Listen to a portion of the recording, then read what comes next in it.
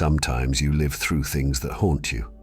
Sometimes, no matter how many years go by, you can't seem to break free from a place or a memory. There is a place like that for me. When I was in the 6th grade, my family moved to a place in the sticks. It was a place called Falling Water. The drive-in was breathtaking. Watching the stream cascade down the rocks was the best part of going home. But there was always something off about that place. Our home was a trailer situated in the bottom of a mountain on a 17-acre field. The property was wonderful. It had all of the redneck things a young country kid would ever need. An old barn, a shed with a dog pen surrounding it, a creek with a fish pond, and old derelict vehicles strewn about. My brother and I would spend summers on that land playing on a john boat in the pond or getting tricked into snipe hunting by our stepfather. That night was horrible. We were marched out to the old barn on the edge of our property with only flashlights. Our uncle and stepfather made noises to scare us. And scare us it did. There were these large limestone piles in the front of the property, big enough to jump a bike on. We were so far back from the main road, the cops didn't even want to drive up our driveway when we called. It was a cut-in on the side of a hill with a mountain spring and pond, and we were way out there. Just a trailer in the center, no one to hear a scream. Looking back on this period, my brother and myself have drawn several, well, uneasy conclusions. To be fair, I am not condemning anyone or saying this is for sure a real story. I can say the things I say are real today, but I could also be wrong. Before I start a witch hunt, I want that to be clear. But for anyone who can try to see the signs, the possibilities cannot be ruled out. The first thing we agreed upon were the barrels. They were large and blue and plastic of some kind.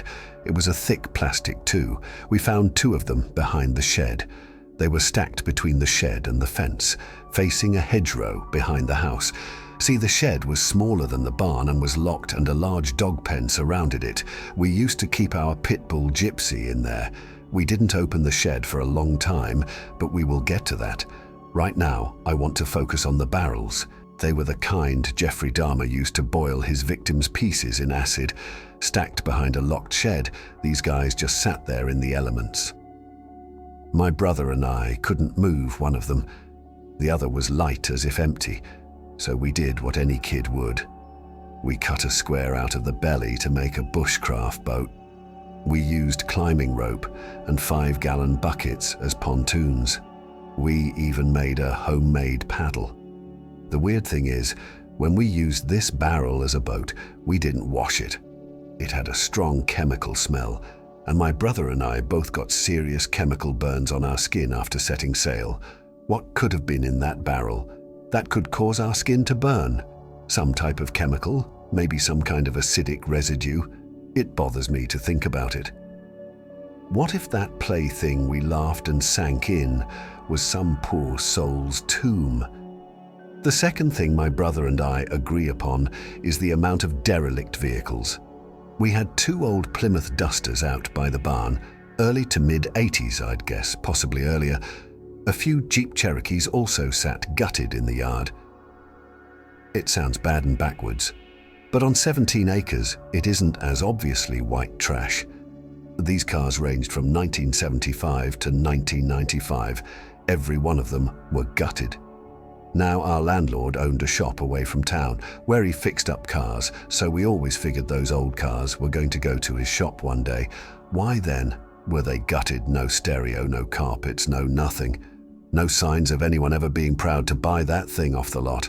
They just sat there like empty time capsules, like someone forgot to finish them. We played around and I never really investigated them deep. The one time I climbed in the tan Jeep, I took a red wasp sting to the eyelid. I know what you're thinking. It is probably just my imagination running wild. It most likely is me seeing signs I want to see, rather than what is. That is very likely, and to be honest, I hope it's the truth. It could just be a dark time in my childhood, and my brain is remembering things wrong. I hope all of that is true, but in my heart I know I am not mistaken. The shed in the middle of the dog kennel. It was newer than the barn, much newer in fact. It had a master lock on the door. It was weathered, but nothing a gas-powered pressure washer couldn't fix. It is the shed with the barrels we found. It is the shed we busted the lock on. Inside this shed were several road signs, caution signs, no parking signs, and even a stop sign.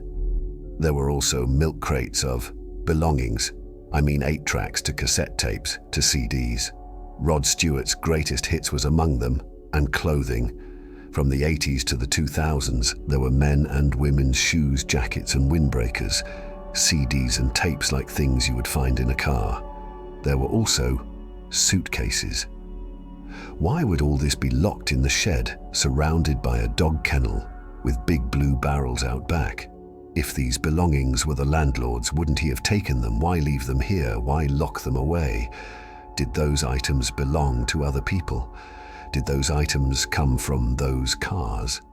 Speaking to my brother recently about how this haunts me, he gave me some disturbing intel. Apparently, in the falling water area of TN in the 80s and 90s, there were people who went missing.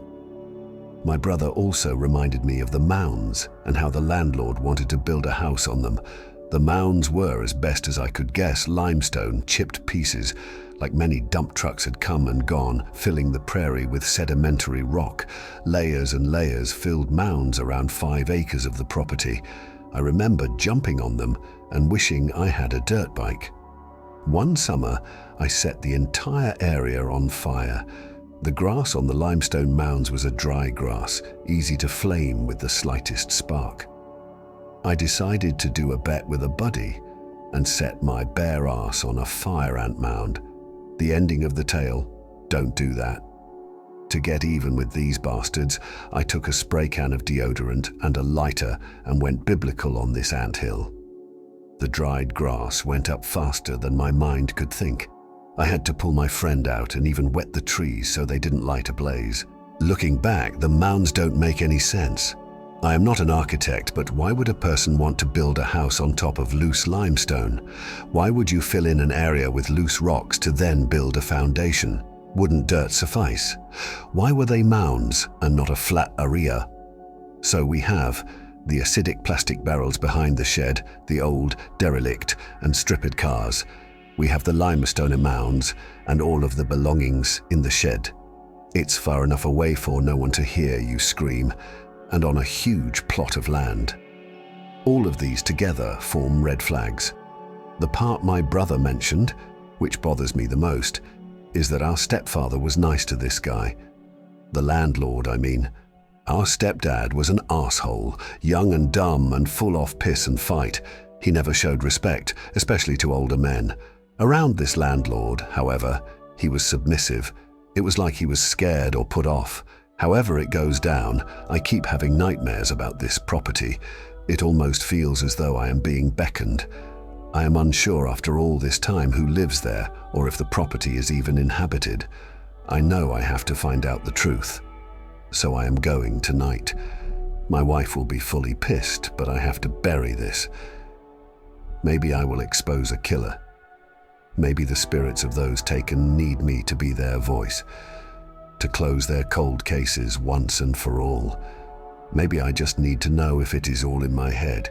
If I don't come back, look to the mounds or the shed or the barrels. I'm stuffed away in there somewhere. Subscribe to my channel and don't forget to turn on notifications to see you in the next story.